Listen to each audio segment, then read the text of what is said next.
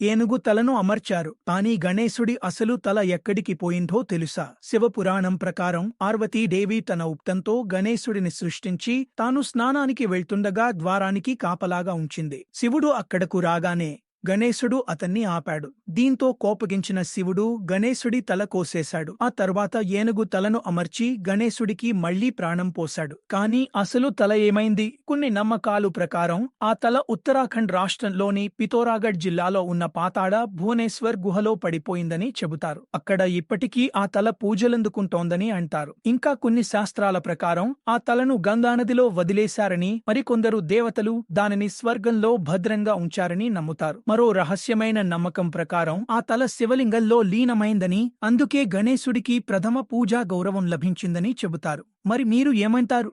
గణేశుడి అసలు తల ఇప్పటికీ భూమిపై ఉందని మీరు నమ్ముతారా? కమెంట్లో చెప్పండి. జై జై గణేశ.